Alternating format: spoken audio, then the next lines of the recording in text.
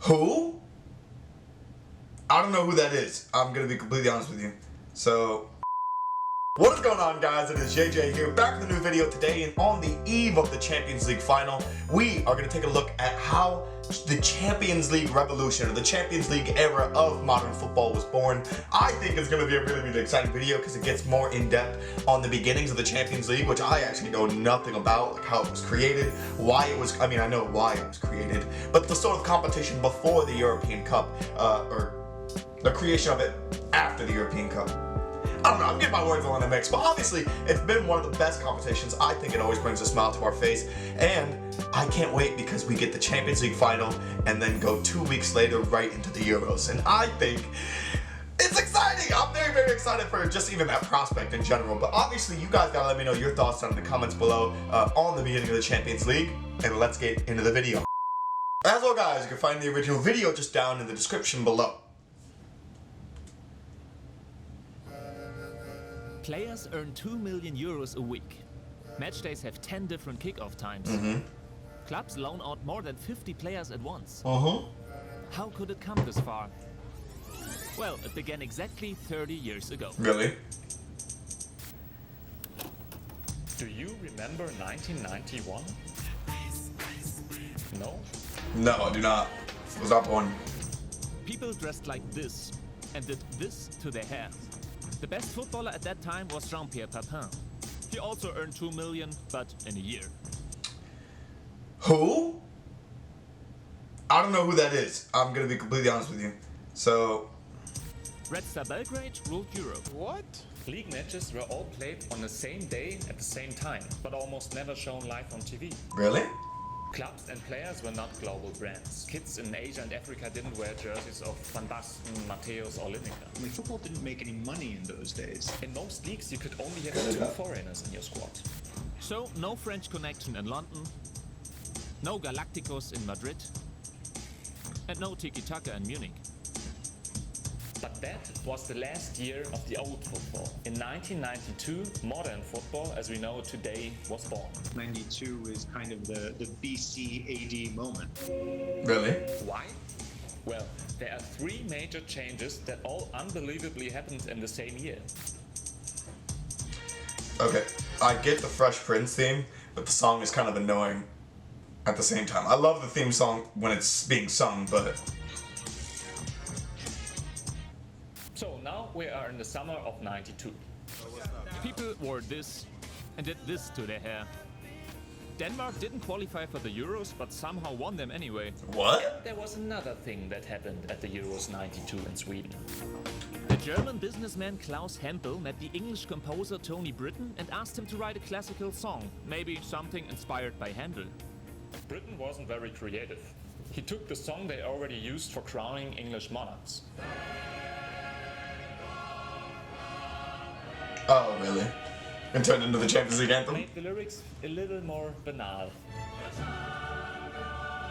Okay, back to Klaus Hempel. He was tasked by UEFA to create a premium international competition that would attract more money than the old European Cup. Good evening and welcome to the European League. His concept was to bundle the TV and sponsorship rights for all European participants in one hand. His. Individual countries could no longer decide which sponsors to put on the edge of the pitch or at what time games kicked off. They had to swallow it. Hempel thought of names like Super Tour, Champions Cup, Champions Tour... Champions Cup? I mean, that's what they call it in FIFA. League 1. He chose prime time for kickoffs, which was, as a continental compromise, 8:45 CET. The TV stations and the advertising industry loved it. Soon, the money flooded in. Because it's a global brand. Because why wouldn't it be? Ford y Continental. TV money rose from 85 million Swiss francs in 92 to 1 billion in 2002. Now, it's about 2.5 billion. And probably would have been more if it was like the Super League. And by introducing group stages instead of just knockout games, top clubs had far more guaranteed matches. That was different before. With Maradona? In 1987, Italian champions Napoli and Maradona had to face Real Madrid immediately in the first knockout stage.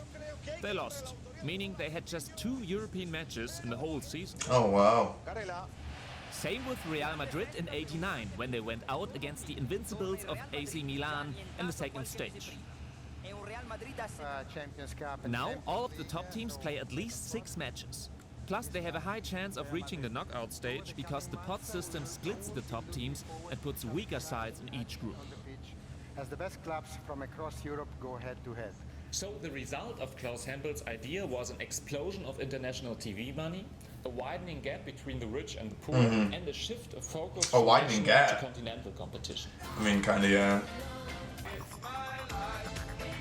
So, still 1992. As if the introduction of the Champions League wasn't enough, there was another major change in European football that year. The Premier Again League. in England in The introduction of the 1992. Premier League. The so-called Big Five at that time, Manchester United, Arsenal, Liverpool, Tottenham and Everton, were sick of playing in the first division. Yikes. Why? It was really quite a grim situation. You had sort of a collision of problems. One was hooliganism, which had seen the English clubs banned from Europe. You had unsafe stadiums, and most importantly, football didn't make any money in those days. Today, the world's most popular football league, English football hasn't always looked like a sleek marketing machine. Just 30 years ago, the English league lagged behind in terms of sponsorship, TV money and European success. All the international stars went to Spain or Italy. No one went to England. And even British stars went abroad. Mark Hughes and Gary Lineker to Barcelona, Ian Rush to Juventus. English clubs were not attractive for sponsors, and there was basically no TV money from the FA. Man United got the same TV money as a 4th division team. 1992 changed all of that because of a group of insightful young executives who had looked And see, at they America thought- and saw something they really I liked. mean, they thought they could get it from the Super League, but no. Hello, everyone. I'm Greg Gumbel. He's Terry Bradshaw, and we welcome you. In the NFL, they actually realized, hang on, we're not in the custodian business, we're in the entertainment business. And so fans are also customers. So club after club followed the idea of the Big Five and finally founded a community based on the model of big English business enterprises, an autonomous league with the right to market itself. The name? An Australian media Rupert mogul Murdoch. saw a chance to make Of course, English Rupert Murdoch football was a at the global front of it. brand. Rupert Murdoch's Sky won the rights to broadcast Premier League games live from 1992 by closing a 5-year, £300 million deal. Next Monday, only on Sky Sports. Good evening to you. Manchester City and Queen's Park Rangers tonight, marking the start of a whole new era. Suddenly, it was a whole different, as they said, a whole new ballgame. The production value was completely different. Crystal Palace had cheerleaders. Previously, a football game on TV, the broadcast would start 5 minutes before kickoff, and immediately after the final whistle, they'd be done. Now, on Sky, they were dealing with 4 and 5 hours of programming on Super Sunday, as they called it. And I think a lot of what we see on television today, tactics boards and panels of analysts, ex-players in suits discussing things, and that's all really from then. So pay TV took over in 1992. Other countries followed that example in the 90s. The consequences? English clubs had far more money, their matches were shown in Thailand and Brazil, they refurbished their stadiums, and above all, they bought all the players. The new era began with the arrival of Eric Cantona in '92. Arsenal signed Dennis Bergkamp in '95 from Inter Milan for over 11 million euros, which was incredible at that time. In '96, Chelsea bought Zola, Vialli and Di Matteo, all from Serie A. The tide turned. By the beginning of the new millennium, Manchester United spent their TV money on stars like Van Nistelrooy and Juan Sebastian Veron. The Premier League had become the richest and most attractive league in the world, a role model for most of the other leagues. In 1991, no one would have thought that. I like big books and I cannot lie. So we have the start of the Champions League, the start of the Premier League, and the breakthrough of pay TV in 1992. But there's one more thing that is at least as important as those 3 other major developments. On February 7th, 1992, the Treaty of Maastricht was signed, the foundation of today's European Union. Oh. How did that affect football? Well, the Treaty of Maastricht allows every EU citizen to live and work where they want across the EU. Construction workers, craftsmen and merchants migrated by the thousands. Footballers were a little different at first. Clubs could reject a player's wish to move by demanding high transfer fees, even when the contract had ended. The Belgian player Jean-Marc Bosman felt this situation did not comply with freedom of movement.